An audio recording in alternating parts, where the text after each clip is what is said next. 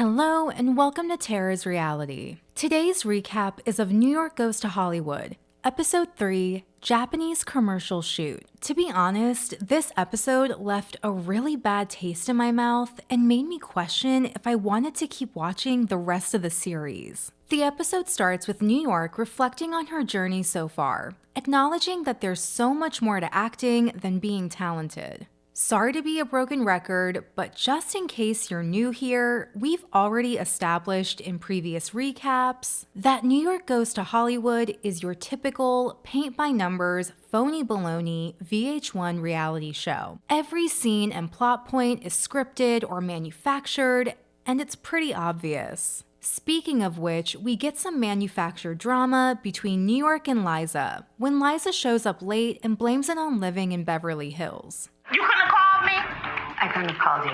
You really have to make sure that you're here on time. Okay, dude? I understand it's what she does best, but New York's explosiveness feels so unnecessary. They get a call from Chuck Binder, New York's manager, who booked her a spec commercial for a Japanese energy drink. Despite it not being a paid gig and possibly not airing anywhere, New York is excited as she can still use the experience and footage for her reel. Then Chuck makes a suggestion that I find a bit questionable.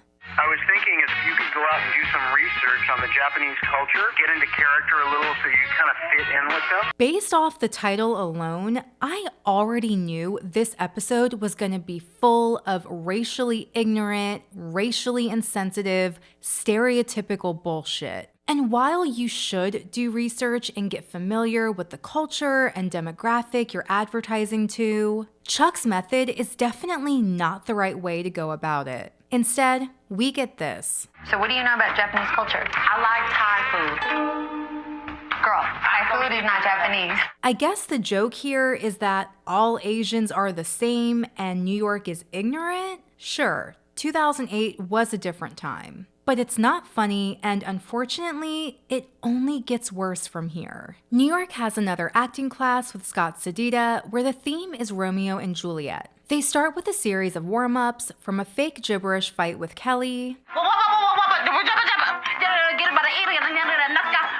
to whatever this is. I think these exercises might help me in some other places besides acting. I might try something new in my bedroom. With an appearance from Voss. Of course, the two partner together, and New York is coming on strong. Believe me, love, it was the nightingale.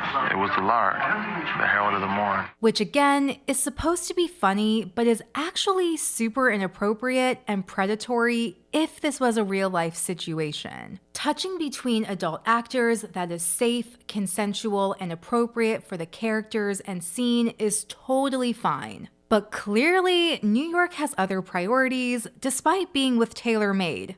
Allegedly. Scott asks the class if anyone's been working, and New York mentions the spec commercial. He congratulates her and says, Work begets work, everybody. Working is what you need to do. Even though New York doesn't fully understand what she's doing. In the real world, a paid gig would be much more valuable. But I guess doing this show is the paid gig for her. Remember the research New York has to do? Liza takes New York to a dry cleaner's where she hopes to learn more about Japanese culture and the language. But when the woman tells her that she's actually Korean, New York asks, Is that the same as being Japanese or not at all? Like it's not even close? This felt uncomfortable to watch. New York decides to try a nail salon and meets Alice and Cindy. As she tries to ask them questions, they laugh and presumably gossip about her in another language. Of course, hearing them speak prompts New York to ask if they're Japanese, and they try to explain that they're Korean. So y'all Hangguian? Hangguin. Hangguin. Okay. After venting her frustrations to Liza, the ladies go to a Japanese sushi restaurant, and New York feels hopeful again. Until she realizes that they'll be pushed out of their comfort zones and served whatever the chef wants. With tentacles and testicles and fried duck and guinea pig. The joke of Asian cuisine having gross or unusual things is a harmful stereotype, although everyone is entitled to their opinions. But New York is being really disrespectful, and I actually feel bad for the chef, despite this being reality TV. For someone who's trying to learn about Japan, she sure isn't willing to try. No, like this. I show you. I don't want to learn. I want a fucking fork. Luckily, her tune changes when she finally takes a bite of some delicious food. New York then tries to learn Japanese from the chef, and it goes as you'd expect. How do I greet you in Japanese? Hajimemashite. Hashimamashite. Tiffany desu. Tiffany desu. Yoroshiku onegaishimasu. Yoroshimasu.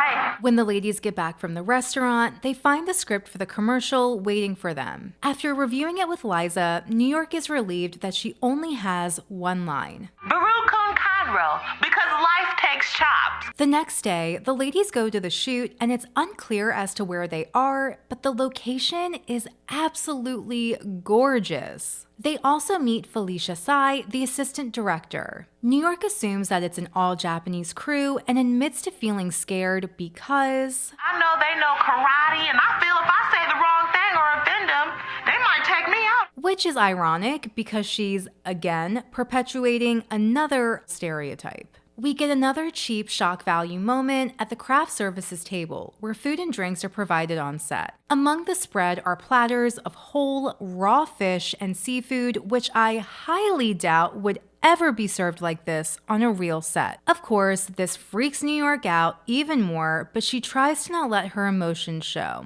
From my experience as a professional actor and model, craft services can be anything from takeout to catering, snacks, and convenient or ready-to-eat meals. In the dressing room, they meet the director, Akihiro Kitamura. Felicia helps bridge the gap in communication, and New York is trying her best. You're very beautiful.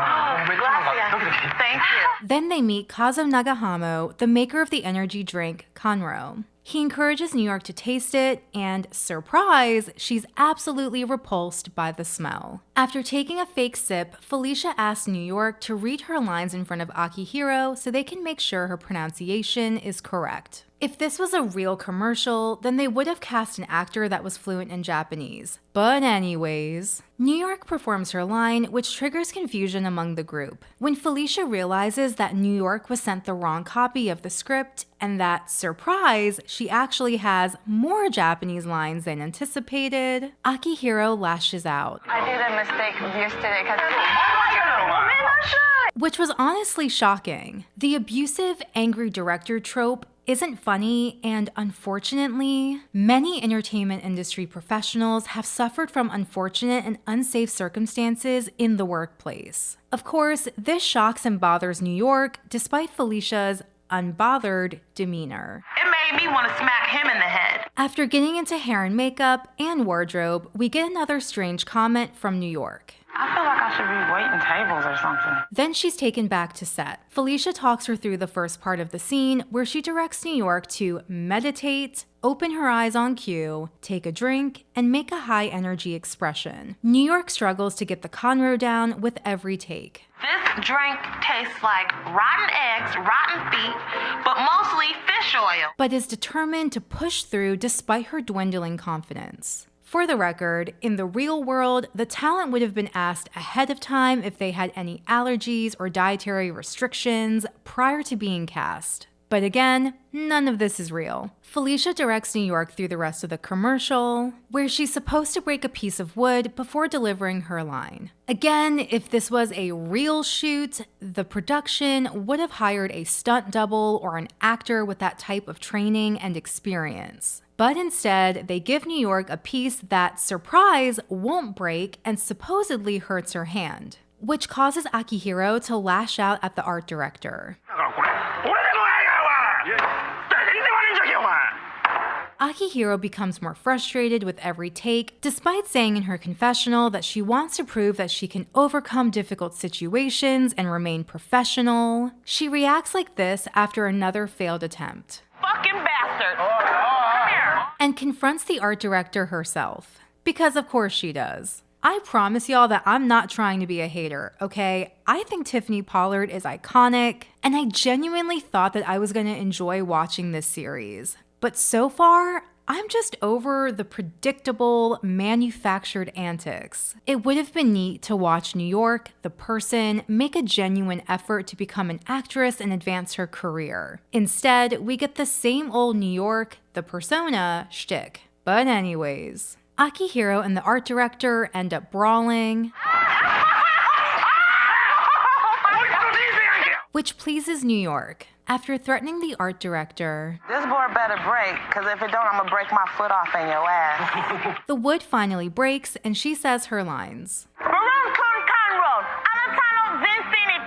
The director yells cut and New York is relieved to finally be done. And frankly, so am I. Despite the chaos, New York still feels like she did a good job. And that's a wrap. Thank you so much for watching. Let me know your thoughts about everything we just watched and any fun facts or anecdotes related to the show down in the comment section. Please like this video if you did and subscribe for more nostalgia and reality TV recaps. Bye.